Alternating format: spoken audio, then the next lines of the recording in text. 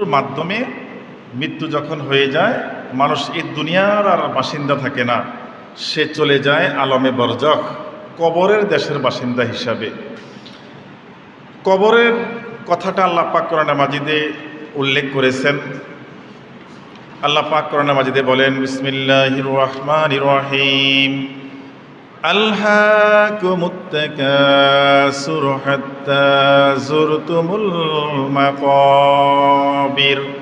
আল্লাহ পাক বলেন, আলহাকুমুত তাকাসুর, ধোঁকা, মানুষকে ধোঁকায় ফেলে রেখেছে, মত্ত করে রেখেছে। কিসে? তাকাসুর, আধিক্যতায়।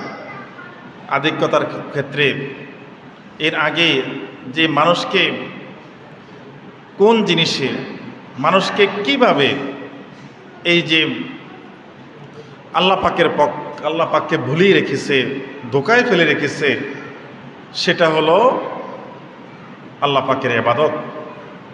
আল্লাহ পাকের ইবাদত করা থেকে মানুষকে ভুলিয়ে রেখেছে। তাকাসুর, আধিক্যতা কিসের? সেটা হলো সম্পদের আধিক্যতা, সন্তানের আধিক্যতা, নিজেদের বংশের গৌরব, বংশের মর্যাদা, বংশের কত মানুষ রয়েছে, এই টাকা পয়সা কীরকম রয়েছে, এই অধিক পরিমাণ আধিক্যতা, মানুষ, সম্পদ, বয়স, তারপরে মর্যাদা, এই সকল কিছুর বেশি বেশি ভোগ করতে গিয়ে মানুষ আল্লাহ পাককে ভুলে গিয়েছে। আল্লাহ পাকের কাছে যেতে হবে পরকালকে মানুষ ভুলে গিয়েছে, ধোঁকার মধ্যে পড়ে আছে। এই অবস্থা থাকতে থাকতেই হাত্তা যুরতুমুল মাকাবির, আল্লাহ পাক বলেন, এই অবস্থা, এই টেনশনে থাকতে থাকতেই মানুষ কবরবাসী হয়ে যায়, কবরে চলে যায়। তারপরও এই ধোঁকা থেকে তারা উঠে আসতে পারে না। মানুষ যতই চেষ্টা করে, সে আরও কিছু সম্পদ চায়, আরও কিছু সম্মান চায়, আরও কিছু দিন বাঁচতে চায়।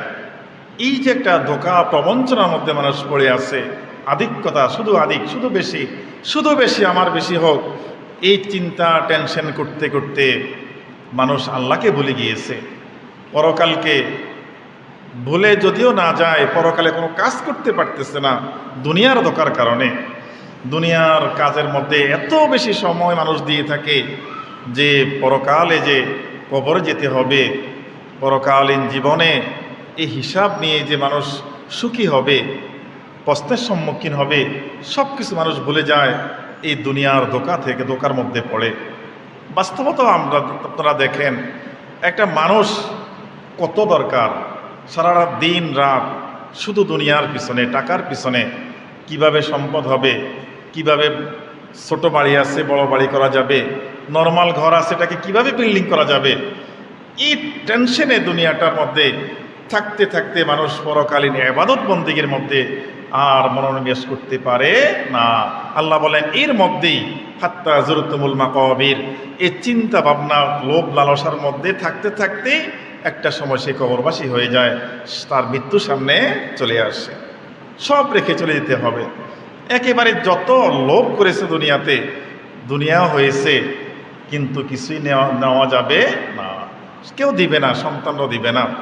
কবরে রেখে আসলে শুধু কাপড়, শুধু 3খানা কাপড়, মহিলাদের 5খানা কাপড়, এই কাপড়টা জড়িয়ে, সাদা কাপড় জড়িয়ে তাকে রেখে দিয়ে আসবে, দুনিয়ার কিছুই দিবে না তাকে কবরের মধ্যে। আল্লাহ এই জন্য ইশারা করছেন যে তোমরা যে ধোঁকায় পড়ে আসো, যে ধোঁকার মধ্যে পড়ে পরকাল ভুলে গেছ, পরকালীন জীবনের শান্তির জন্য আল্লাহ পাকের হুকুমগুলা পালন করতে পারো নাই, সে কবর যে দেশে গেলে এগুলা তোমাকে কিছুই দেওয়া হবে না। এই সত্য মানুষ বুঝেও ধোঁকার মধ্যে পড়ে আল্লাহ পাকের কাছে সমর্পণ করে না নিজের জীবনটাকে, ইবাদতের জন্য বেশি সময় মানুষ দিয়ে থাকে না। আল্লাহ বলেন, কাল্লা সাউফা তা'লামুনা সুম্মা কাল্লা সাউফা তা'লামুন, শীঘ্রই তোমাদেরকে জানিয়ে দেওয়া হবে। আবারও বলেন আল্লাহ পাক, অতঃপর শীঘ্রই তোমাদেরকে জানিয়ে দেওয়া হবে। কখন? মিনাল মাউত ফিল কবর, মৃত্যুর সময়। মৃত্যুর সময় তোমাদেরকে জানিয়ে দেওয়া হবে এই দুনিয়াতে তুমি যা কিছু করেছ, তোমার চালান কতটুকু রয়েছে। আর মানুষ যখন তখন বিপদে পড়ে যাবে, তখন আল্লাহ পাকের কাছে বলতে থাকবে, রব্বি লাউলা আখখারতানি ইলা আজালিন করিব ফাআসসাদদাকা ওয়া আকুম মিনাস সলিহিন। যাদের মালাকুল মউত চলে আসে, এই কথাগুলো তারা বলতে থাকে, রাব্বি, হ্যাঁ আমার প্রতিপালক, লাউলা আখখারতানি, কিছু সময় আমাকে দেন, মালাকুল মউত চলে আসছে, এখন আমার জানটা নিয়েন না, অনেক ইবাদত বাকি রয়ে গেছে, অনেক দান সৎকার করা বাকি রয়ে গেছে, কোনো কাজে আসবে না, কোনো কাজে আসবে না। তখন আপনার সময় চলে আসলে, মালাকুল মউত চলে আসলে তার জানটা নিয়ে যাবে। এই মৃত্যুর সময় আল্লাহ বলছেন তাকে জানিয়ে দেওয়া হবে, দুনিয়াতে তুমি কি কাজ করেছ।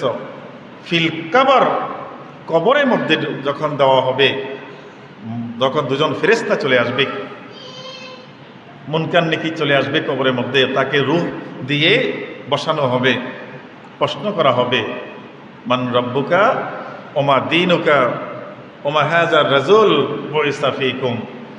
জবাব, সোজা জবাব, রাদিতু বিল্লাহি রাব্বা ওয়া বিল ইসলামি দীনা ওয়া বিমুহাম্মাদিন সাল্লাল্লাহু আলাইহি ওয়াসাল্লাম নাবিয়্যান ওয়া রাসূলা। সব জবাব। আমল না থাকলে জবাব আসবে না। কবরের মধ্যে জবাব দেওয়ার মতো কেউই থাকবে না। একা আলামে বরজখের মধ্যে ফেরেশতারা আসবে আর মানুষ হয়ে যাবে একা, তাকে উঠিয়ে বসানো হবে। সে দেখবে কেউই নাই দুনিয়ার, সে দুনিয়ার জন্য যত সম্পদ রেখে দিয়ে আসছে কোনো সম্পদ তার কাছে নাই।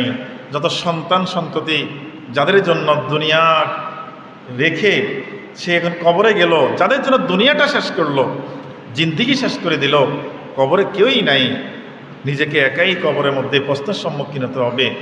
আল্লাহ বলছেন, কাল্লা সাওফা তা'লামুন, সেদিন তোমাকে জানিয়ে দেওয়া হবে তুমি দুনিয়াতে কি করেছ, আখিরাতের জন্য কি করেছ।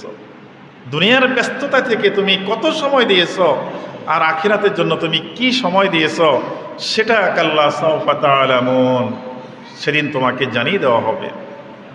সো সাবধান হতে হবে আমাদেরকে। সম্মানিত হাজিরিন, রাসূল পাক সাল্লাল্লাহু আলাইহি সাল্লাম এই বিষয়ে হাদিস শরীফে উল্লেখ করেন। হাদিস কেন উসমান রাদিয়াল্লাহু থেকে হাদিস, আন উসমান রাদিয়াল্লাহু তাআলা আনহু আন্নাহু কানা ইযা ওয়াকাফা আলা কবরিন বাকা ইয়াবুল্লা লিহিয়াতুহু ফাকিলা লাহু তাযকারুল জান্নাতা ওয়ান নার। উসমান রাদিয়াল্লাহু থেকে হাদিস, উসমান রাদিয়াল্লাহু থেকে হাদিস, তিনি কবরের পাশে দাঁড়িয়ে এমনভাবে কান্না শুরু করছেন, কানতে কানতে দাঁড়ি মোবারক ভিজে গিয়েছে। উসমান রাদিয়াল্লাহু তাআলা আনহু, তাকে প্রশ্ন করা হলো, তাযকিরাতুল জান্নাতা ওয়ান নার, তাযকিরুল জান্নাহ, আপনি কি জান্নাতের আশা, জান্নাতের কথা মনে পড়েছে, বা জাহান্নামের কথা কি মনে পড়েছে? আপনি এত কান্নাকাটি কেন করছেন কবরের পাশে দাঁড়িয়ে? উসমান রাদিয়াল্লাহু তাআলা আনহু বলেন, ওই ব্যক্তি বলেন, ফালা তাবকি ওয়া তাবকি মিন হাযা, এরকম তো কখনোই আপনাকে আমরা কাঁদতে দেখি না, আপনি কেন তো কাঁদতেছেন? তিনি বলেন, ইন্না রাসূলুল্লাহি সাল্লাল্লাহু আলাইহি ওয়াসাল্লাম ক্বাল ইন্নাল কবরা আউয়ালু মানজিলিম মিন মানাজিলিল আখিরাহ। উসমান রাদিয়াল্লাহু তাআলা বলেন, রাসূল পাক সাল্লাল্লাহু আলাইহি ওয়াসাল্লাম থেকে শুনেছি, আল্লাহ রাসূল বলেছেন, এই কবর, এই যে কবর, যে কবরের মধ্যে কবরস্থানের পাশে দাঁড়ালে দেখা যায় শত শত মানুষ কবরে শুয়া, কবরগুলা শুধু একটু উঁচা করা আছে, চিহ্ন দেওয়া আছে, মানুষগুলো কি হালে আছে। এই যে কবর, এই কবরটা হলো প্রথম ঘাঁটি, প্রথম মঞ্জিল, প্রথম স্টেশন মিন মানাজিলিল আখিরা। আখিরাতের জিন্দেগিতে যত স্টেশন রয়েছে, ঘাঁটি রয়েছে, এই কবরটাই প্রথম স্টেশন। এই প্রথম স্টেশন থেকে যদি মানুষ মুক্তি না পায়, পরের ঘাঁটিগুলোতে সে বিপদে পড়ে যাবে। এই ঘাঁটিতে, এই কবরে গেলেই মানুষটা তার জিন্দেগিতে কি করেছে, কতখানি ইবাদতবন্দি করতে পেরেছে আল্লাহ পাকের জন্য, আল্লাহ পাককে কতখানি সন্তুষ্ট করতে পেরেছে, সেদিন সব কিছু সামনে চলে আসবে, ভেসে যাবে। আর যদি সে গুনাহগার হয়ে যায়, তাহলে তার জবাব মুখে আসবে না, সেদিন দিতে পারবে না। ফাইন নাজা মিনহু ফামা বা'দাহু আইসারা মিনহু ওয়া ইল্লাম ইয়ানজাহু মিনহু ফালা বা'দাহু আশাদ্দু মিনহু। রাসূল পাক সাল্লাল্লাহু আলাইহি ওয়াসাল্লাম বলেন, যে ব্যক্তি এই কবর থেকে মুক্তি পাবে, এই কবরের বিপদ থেকে সে মুক্তি পাবে, পরবর্তী ঘাটিগুলো তার জন্য পার হওয়াটা সহজ হয়ে যাবে। এই কবরের থেকে উঠতে হবে হাসরে, হাসরে আল্লাহ পাকের কাছে বিচারের পর তাকে ফুলসিরাত পার হতে হবে। ফুলসিরাত পার হওয়ার পরে হয়তো সে জান্নাতে যাবে, জাহান্নামে যাবে, পড়ে যাবে। এই যে ঘাটিগুলো রয়েছে, বিপদগুলো রয়েছে, সেই বিপদের ঘাটি, প্রথম আখিরাতের ঘাটি কবরের মধ্যে সে যদি মুক্তি পেয়ে যায়, পরে এগুলো তার জন্য সহজ হয়ে যাবে। আর ওয়া ইল্লাম ইয়ানজাহু মিনহু ফামা বা'দাহু আশাদ্দু মিনহু। আল্লাহ রাসূল বলেন, যদি কোনো ব্যক্তি এই কবর নামক ঘাটি থেকে মুক্তি না পায়, প্রথম ঘাটিতে আটকা পড়ে যায়, তাহলে তার সকল স্টেশন বিপদ আর বিপদ থাকবে। এতগুলো কথা মানুষ সবাই জানে, কবরে একা যেতে হবে, কবরে একা থাকতে হবে, সে কবরের সামানা তৈরি করে না গেলে বিপদ হবে, তারপরও নামাজ পড়তে আসে না। সব বুঝে জানে এই যে অন্যায় অপরাধগুলো করলে কবরের মধ্যে অশান্তিতে থাকতে হবে, তারপরও অশান্তি, কবরের মধ্যে অশান্তি হোক, এরপরও দুনিয়াতে এই অন্যায় অপরাধগুলো করতে থাকে। সুদ ঘুষের মধ্যে মানুষ লিপ্ত হয়, বেপর্দা গুনাহের কথার মধ্যে, মিথ্যা কথার মধ্যে মানুষ লিপ্ত হয়ে যায়, বুঝে এগুলা কবরের জন্য বিপদ, তারপরও করে। কেন? ওই যে আলহাকুমুত তাকাসুর, তারা দুনিয়ার লোভে প্রবঞ্চনায় এমনভাবে ভুলে গিয়েছে কবরে কিভাবে থাকবে সে চিন্তা তাদের মধ্যে আসে না। অন্য হাদিসে রাসূল সাল্লাল্লাহু আলাইহি ওয়াসাল্লাম বলেন, عن أنس رضي الله تعالى عنه قال قال رسول الله صلى الله عليه وسلم إن العبد إذا أودي في قبره تولى عنه أصحابه أنه لا يسمع قرعا نعالهم। রাসূল পাক সাল্লাল্লাহু আলাইহি ওয়াসাল্লামের সাহাবী আনাস রাদিয়াল্লাহু তাআলা হাদিস তিনি বলেন, রাসূল পাক সাল্লাল্লাহু আলাইহি ওয়াসাল্লাম ইরশাদ করেছেন, কোনো বান্দাকে যদি যখন কবরে রাখা হয়, তখন তার সঙ্গী সাথীরা যখন সেখান থেকে ফিরে যায়, সঙ্গী সাথী, নিজেদের বাড়ির মানুষ, সন্তান, আত্মীয় স্বজন, এই ওলামা একরাম যখন সেখান থেকে চলে যায়, লা ইয়াসমাউ কুরআন নিয়ালিহি, রাসূল পাক সাল্লাল্লাহু আলাইহি ওয়াসাল্লাম বলেন, ওই ব্যক্তি যাকে রাখা হয়েছে কবরে, মৃত ব্যক্তি, সে বুঝতে পারে যে এই কবরের পাশ দিয়ে যে হেঁটে যাইতেছে মানুষগুলা, তাদের পায়ের আওয়াজ, জুতার আওয়াজ, হাঁটার আওয়াজ তারা কবরে থেকে শুনতে পায়। এই জন্য কবরের পাশ থেকে দিয়ে যাইলে ওদের দোয়া করা দরকার, সালাম, আসসালামু আলাইকুম ইয়া হালাল কুবুর, কমপক্ষে এতখানি বলে রাখা দরকার। তাদের জন্য দোয়া করা দরকার, আল্লাহ তাদের শান্তি দান করেন কবরের মধ্যে, মাগফিরাত কামনা করা দরকার তাদের জন্য। এই মানুষটাকে কবরের কিছুক্ষণ পরেই মানুষ যখন রেখে দিয়ে আসে, তিনজন যায় কবরে, একটু খুশি হয়, কমপক্ষে তিনজন মানুষ তো আমার সাথে আছে। একজন একজন করে বাঁশ দিয়ে যখন উঠে যায়, তখনই চিৎকার শুরু হয়ে যায়, আমি তো একা হয়ে গেলাম। কিছু সময় পরে দেখে কবরের পাশ থেকেও সবাই আস্তে আস্তে চলে যায়, চিৎকার দিয়ে ওঠে, আমি তোমাদের জন্য তো অনেক কিছু করেছি দুনিয়াতে, আমার জন্য তো তোমরা কেউই কিছু করলা না, সবাই আমাকে রেখে চলে যাও। সেদিন চিৎকারে কোনো কাজে আসবে না, একটাই কাজে আসবে, নেক আমল।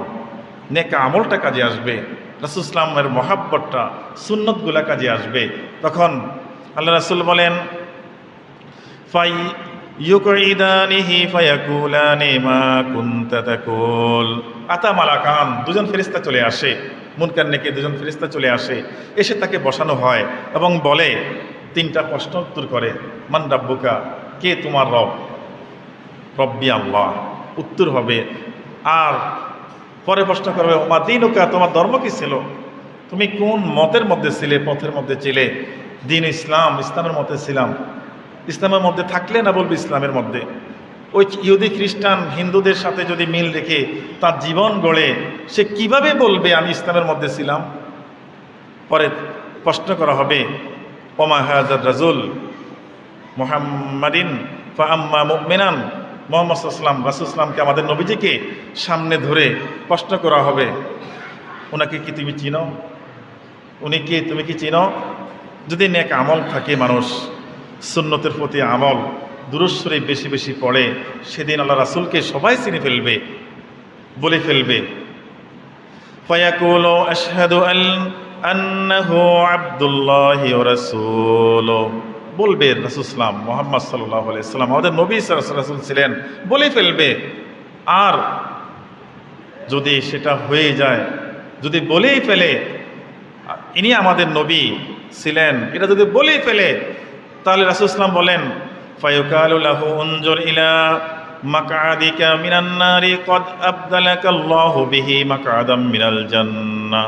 তখন ফেরেশতারা, ওই মালাকুল দুজন ফেরেশতা যে তাকে উঠানো হয়েছে, মুনকার নাকির দুজন ফেরেশতা, তারা বলবে যে জাহান্নামকে সামনে একটা ছবি ধরবে, যে বলবে যে দেখো এই যে জাহান্নাম দেখতেছ, এটা তোমার স্থান হতে পারত, এটা আল্লাহ পাক প্রস্তুত করছেন মানুষের জন্য, কিন্তু তুমি দুনিয়াতে কষ্ট করেছ, সবাই ঘুমায় তুমি নামাজ পড়েছ, সবাই ঘোরাফেরা করছে, দুনিয়া নিয়ে ব্যস্ত ছিল, তুমি মসজিদে আসছিলে, রোজা রাখছ, হক হালালিভাবে চলছ, তোমার এই দুনিয়ার কষ্টের কারণে, আল্লাহকে সন্তুষ্ট করার কারণে এই জাহান্নাম তোমার থেকে বাদ দিয়ে আবদালাকাত পরিবর্তন করে যে মাকাদা মিনাল জান্নাত, তোমাকে জান্নাত দেওয়া হয়েছে। সুবহানাল্লাহ।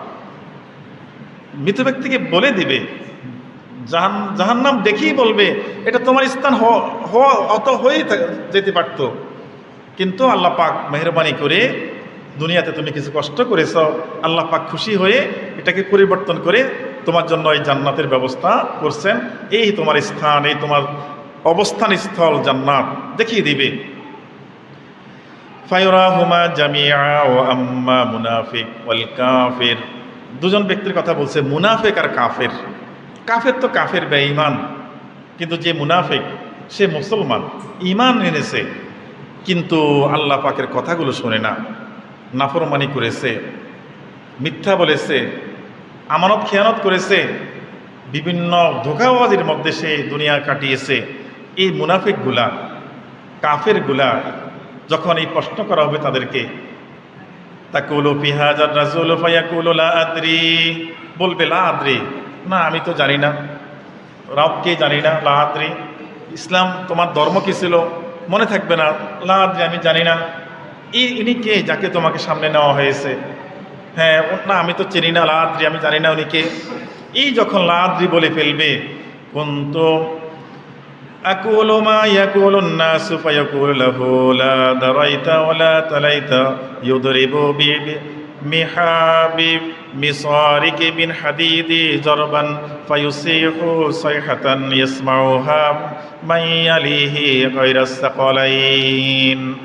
এই লোকটাকে পরবর্তীতে বলবে যে তুমি, তোমার ধ্বংস হোক, তোমার বিপদ হোক, তোমার ধ্বংস হোক, তার জন্য ফেরেশতারে বদদোয়া করা শুরু করবে, আর লোহার একটা হেমার আনবে, হাতুড়ি, বড় হেমার যেগুলো আছে, এগুলা এনে তার মাথার মধ্যে সজোরে একটা বাড়ি দিবে, মাটির নিচে পড়ে যাবে, মাথা শূন্য বিচ্ছিন্ন হয়ে যাবে, এত জোরে চিৎকার দিবে, মানুষ জিন ছাড়া অন্যান্য যেগুলা কিছু বলতে পারে না, এই পশুগুলা সেগুলো শুনতে পায়। কবর থেকে উপরের মধ্যে আওয়াজগুলো চলে আসে।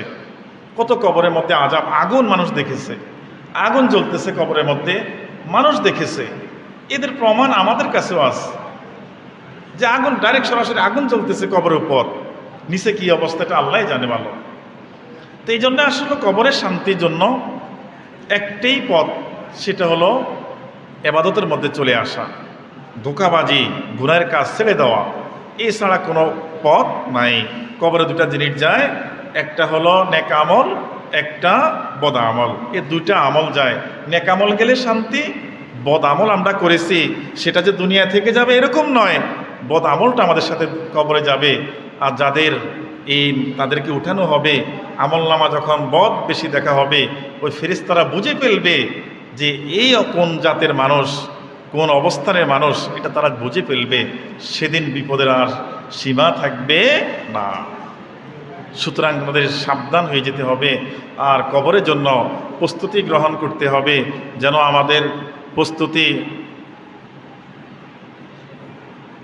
প্রস্তুতিটা ঠিক থাকে, আর কবরের প্রস্তুতি যদি ঠিক না থাকে, তাহলে দুনিয়ার মানুষ আমাদের কিছুই করবে না। দুনিয়ার মানুষ তো কবরে দিয়ে আসবে, তারা তো হয়তো একটা সময় বলবে দুনিয়ার বিপদ শেষ হয়ে গেছে। একটা বিপদ হয়ে যায় মানুষগুলা একটা সময়, কিন্তু এত কিছু যে দুনিয়ার জন্য করলো মানুষগুলা, দুনিয়ার সংসারকারীর জন্য এত কিছু করলো, কি কাজে আসবে? একটাই কাজে আসবে, যদি নেক সন্তান আমরা রেখে যেতে পারি। নেক সন্তান রেখে যেতে পারি, নেক সন্তান যখন কবরের পাশে গিয়ে দাঁড়াবে, দোয়া করবে, সরাসরি নেককার সালেহীন যদি নেক সন্তানের দোয়াটা সরাসরি কবরে পুষতে থাকে, মানুষ যাই আমল করে যায় সাথে সাথে যুক্ত হতে থাকে এই নেকগুলা। মানুষে সদকায়ে জারিয়ার কোনো কাজ করে গেছে দুনিয়ার মধ্যে, কবরে শুয়ে আছে, সদকায়ে জারিয়া করার কারণে একটা রাস্তা করছে, মানুষ হাঁটি আরাম পেয়েছে, গাছ রোপণ করেছে, মানুষ ছায়া পেয়েছে, ফল খেয়েছে, আল্লাহর রাস্তে লাগিয়ে আসছে, মসজিদ করেছে, মাদ্রাসা করেছে, এখানে মানুষ সেজদা দিতেছে মসজিদে, মাদ্রাসার মধ্যে ছাত্ররা কোরআন শরীফ পড়তেছে। এই নেকগুলো আস্তে আস্তে কবরের মধ্যে একটা অংশ যায় যদি সদকায়ে জারিয়া করতে পারে। আর ইয়ানফাউন নাস, যদি কোনো ভালো এলেম শিক্ষা দিয়ে যায় মানুষ, এই এলেমের দ্বারা যদি মানুষ উপকৃত হয়, সেই এলেম দ্বারা আরেকজন উপকৃত হলো, তাহলে এই নেকগুলা কবরের মধ্যে পুষবে। এই ছাড়া কবরের মধ্যে দুনিয়ার আর কিছু পুষার সম্ভাবনা নাই। সুতরাং নিজের আখের নিজেই গুছাতে হবে, নিজের চিন্তা নিজেই করতে হবে। কবরে চিন্তা করে সময় থাকলে দুনিয়ার চিন্তা, এটাই শরীয়ত, এটাই নিয়ম। আল্লাহ পাক আমাদের তৌফিক দান করুক বোঝার জন্য। সবাই বলুন আমিন। ও আখিরে দাওয়ানা আনিল হামদুলিল্লাহি রাব্বিল